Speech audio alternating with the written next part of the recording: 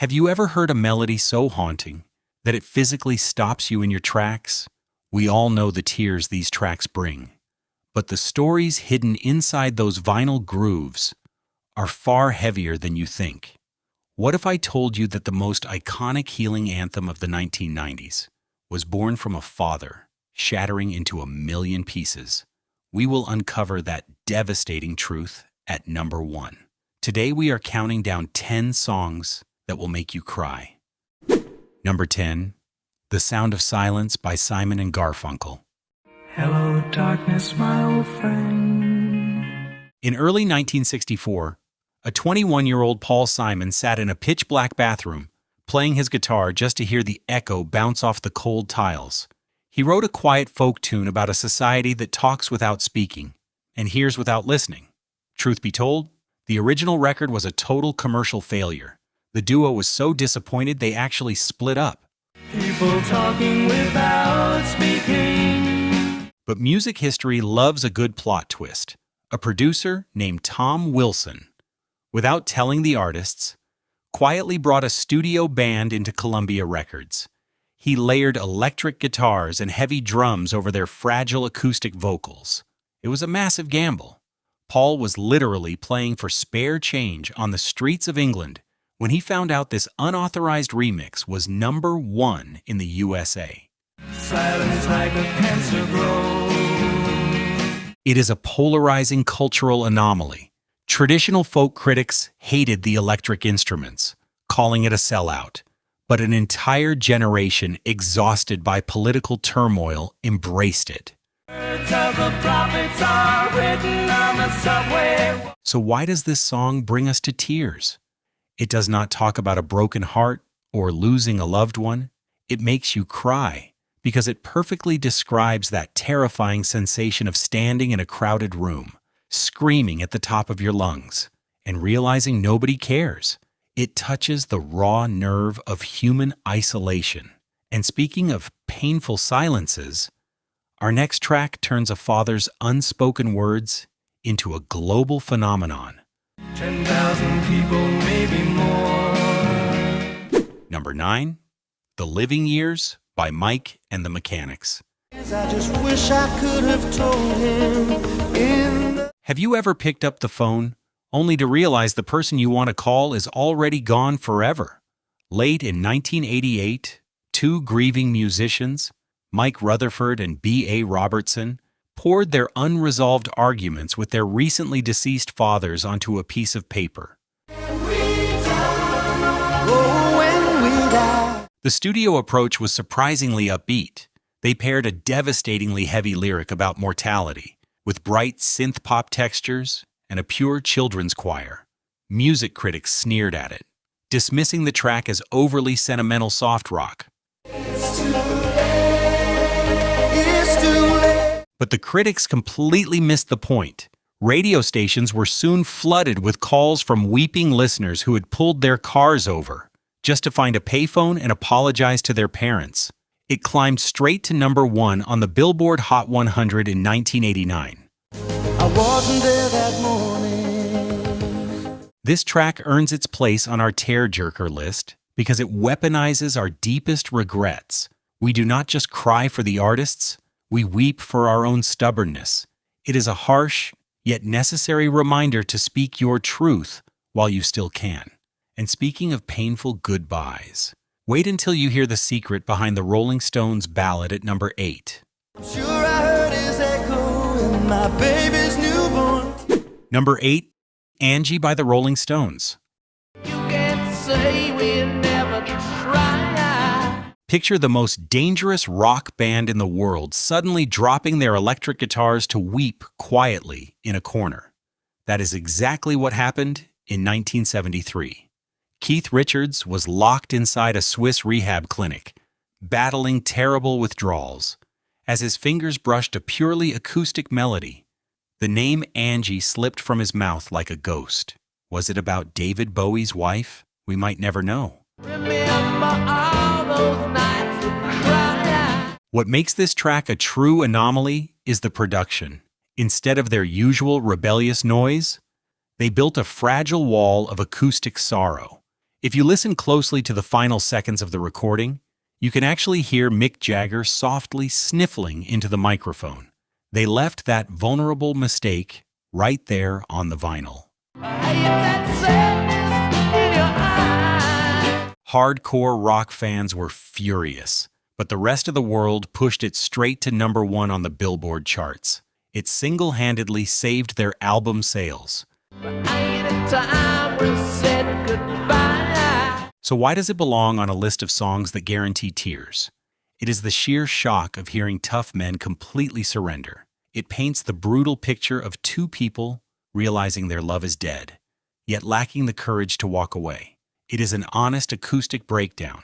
And speaking of breakdowns, prepare yourself for the heartbreaking reality behind our next masterpiece at #7. They can't say we never tried. #7. Wish You Were Here by Pink Floyd. Imagine recording a track about a fractured friend, and that exact person wanders into the studio. Late in 1975, a bald, overweight man stepped into Abbey Road. The band wept when they finally recognized their former frontman, Syd Barrett. It was a strangely devastating coincidence. How I wish you were here. To capture that unbearable isolation, David Gilmour ran his acoustic guitar through an old car radio equalizer. He wanted it to sound like a fading memory. He even left his own quiet cough in the final mix. It easily hit #1 on the Billboard 200. But the real magic of this ballad is how it weaponizes negative space. It creates a suffocating vacuum of grief, an acoustic black hole, forcing you to step inside and face the people you have lost. It is a surprisingly enduring monument to the guilt of those left behind. And speaking of dealing with death, our #6 track brought two massive musical acts together. We just two lost souls swimming in a fishbowl. #6, One Sweet Day by Mariah Carey and Boyz II Men. Sometimes grief forces strangers into the exact same room. In 1995, Mariah Carey was struggling to finish a song for a collaborator who recently passed away. Meanwhile, the R&B group Boyz II Men were mourning their murdered tour manager. They quickly realized they were broadcasting on the exact same frequency of sorrow. They merged their two incomplete ideas into one massive tribute. The studio session was not about vocal gymnastics. Engineers actually watched these massive stars crying into the microphones while recording the final chorus. Critics called it too polished, but a public dealing with massive societal loss needed a shoulder to lean on. It dominated the Billboard Hot 100 at #1 for a grueling 16 weeks. This collaboration secures its spot on our tear-jerker list because it serves as an acoustic mirror for our own mortality. It makes you cry by reminding you of the painful apologies we swallow until it is simply too late. And speaking of confronting dark thoughts, our #5 track was literally written to pull people back from the edge.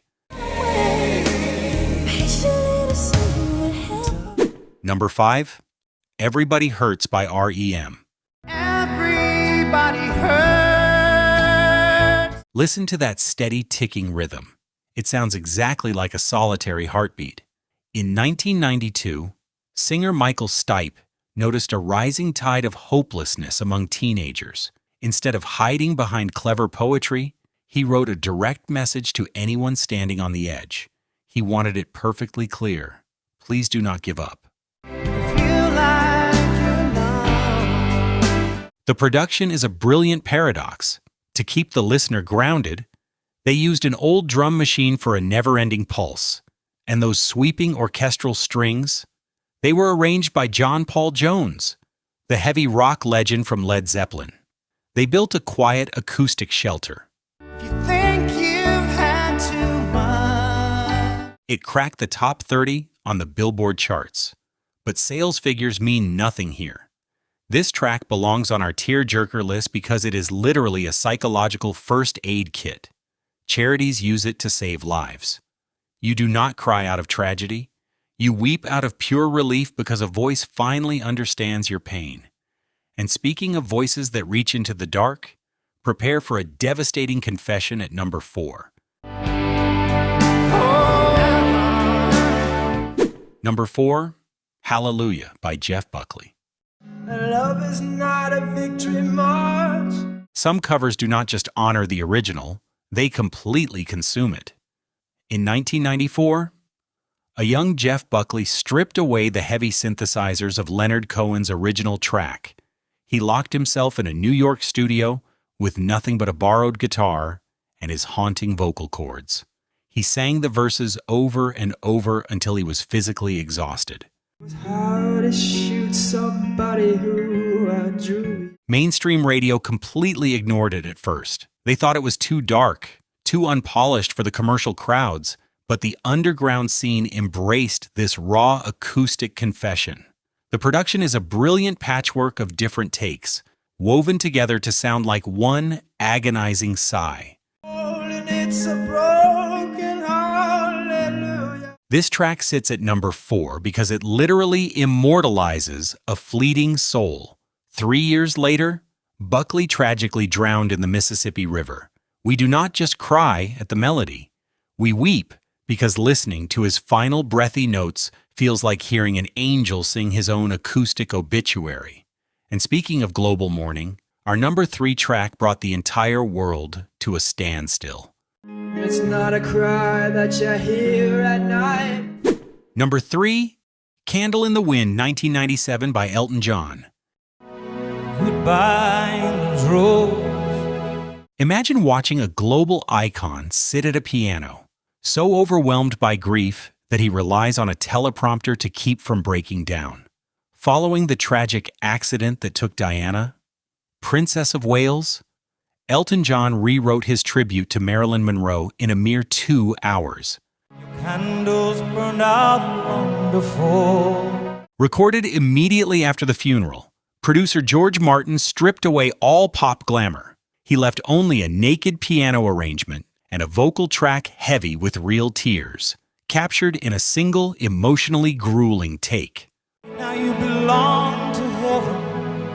While some critics question the rapid commercialization, the grieving public made it the best-selling single in chart history. This track earns its place on our tear-jerker list because it is not just a melody. It is a sonic memorial that immortalizes the heartbreak of an entire decade, making you cry for a brilliant flame extinguished far too soon.